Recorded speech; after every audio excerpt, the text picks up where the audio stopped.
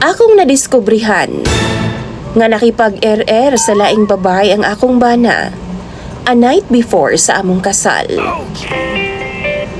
Maayong adlaw kanimo DJ Sam, ingon mana sa imuhang mga viewers ug followers. Karong tuiga, year 2026. Mao gid ni ang tuig nga di gyud nako makalimtan. Tungod kay kining tuiga, gikasal ko, nanganak ug labaw sa tanan, napasakitan pag-ayo sa akong bana. Pero kining akong i-share nga istorya sa inyo ha DJ Sam, dili mahitungod sa kasal o sa ako ang pagpanganak. Magpailaon ako kaninyong tanan sa akong kaugalingon. Ako si Harleen. 32 anyos ko DJ Sam, usa ko ka administrative manager. Ning tuiga lang yo DJ Sam, planado kaayo ang among kasal ni John. Hands-on sab siya sa preparasyon sa tanan. Excited kay ko DJ Sam. Kay mao baya nay dream sa mga babae nga sama na ako DJ Sam ang makasal sa taong gimahal nila. Wa pa ang kasal namo DJ Sam. Nahitabo ang usa ka bachelor party. And of course, sa among mga babae, bridal shower. Si John ug ang iyahang mga abay DJ Sam nangadto sa usa ka hotel and resort. Samtang ako ug uban pud na akong bridesmaids DJ Sam, nagbook sab mi sa among celebration. Happy ug lingaw kaayo ang akong bridal shower. Nagpamper mi sa amo ang kaugalingon sa salon. Human ana, nag-bridal shower na mi. Wa ko mag-expect DJ Sam nga lahi sab di ay nga kalingawan ang gibuhat sa mga lalaki ni adtong gabi una. Pagkaugma ana, nakalitan kay kus nakita sa itsura ni John DJ Sam. Kay daghanig bunog ug mga samad-samad. May explain siya DJ Sam nga tungod kuno sa mga aktibidad nga ilang gihimo atol sa ilahang bachelor party. Pero bisan pa man sa nahitabo, successful gihapon ang among kasal. Sa reception ang among kasal DJ Sam, naghimo og video documentation si John nga gipaagi og slideshow sa mga pictures and videos since 8 years ago sa among relasyon. Sa among panag-uyab, sa proposal, sa bachelor party, sa bridal shower, mao toy highlight sa among reception. Nakailakos kalipay DJ Sam ni adto nga time. Nawa gud ang ako ang kabalaka sa akong hunahuna sa nahitabo sa ilahang bachelor party. Human sa kasal, mistay mi sa usa ka hotel ni John. Ug pagkaugma ana, flight na namo pa Japan para sa amo ang honeymoon. Pero imbis nga mupahuway mi DJ Sam, nabulabog mi sa usa ka insidente nga binuhatan ni Joshua ang higala ni John. Napuno sa bunog si Joshua DJ Sam ug nagkadugo pa nga miduol sa amua. Nag-away daw sila sa iyang asawa nga si Samantha. Gibunalan daw siya butilya sa iyahang ulo.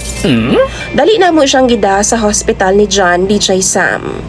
Ug pag-abot na mo sa hospital, dali rang napakalma ni John si Joshua. Diyang mikalma na, gitahi dayon ang iyang mga samad sa iyang ulo. Ug pagkagawas na ni Joshua, dito siya mistay namo ni John sa hotel. Kay di man siya papaulion ni Samantha sa ilaha. Samtang sakay sa sakyanan DJ Sam, pabalik na unta mi sa hotel. Mi-explain si Joshua sa mga nahitabo. Nasuko kuno iyang asawa, diyang nasakpa ni sa chat nga naay kafling nga laing babay nga kauban nila sa hotel and resort. Diin sila nag-bachelor party ni John. Nitingkag yun ang akong dunggan DJ Sam pagkadungog adto. Nakumpirma pod nako ni John nga adtong gabi una, doon na gisulay kauban nga mga babay sa ilahang bachelor party.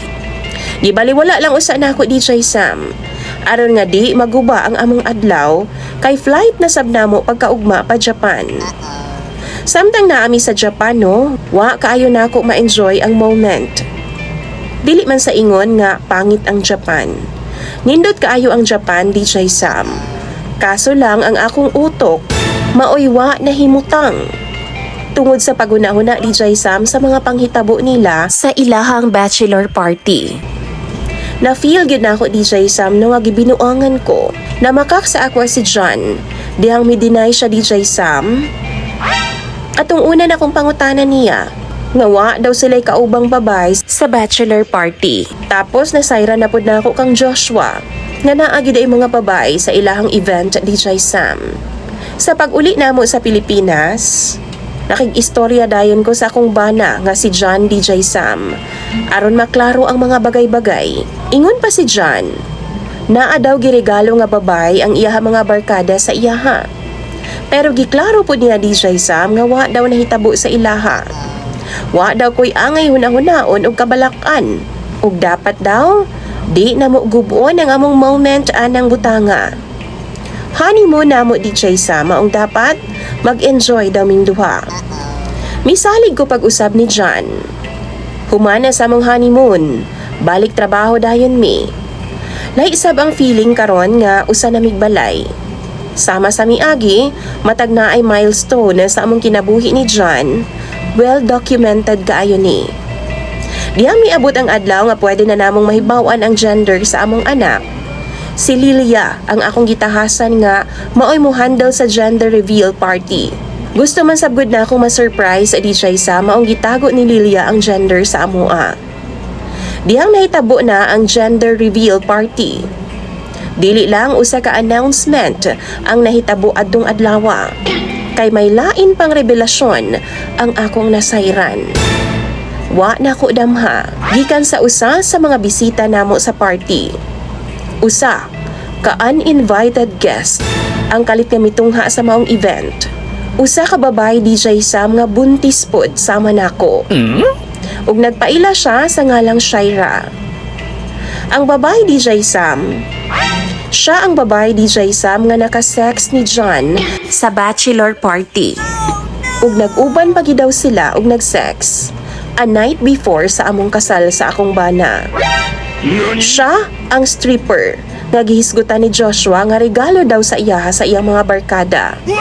Ug ang iyahang gibuntis, bunga sa ilang pagdulog ni John ni adtong gabhi una. Grabe ang kasakit nga gibati na ako atong tungura. Baga kayog naong si John DJ Sam. Pila ka beses ko niyang giilad. Gipangutanan nako siya about sa nahitabo ni adtong bachelor party.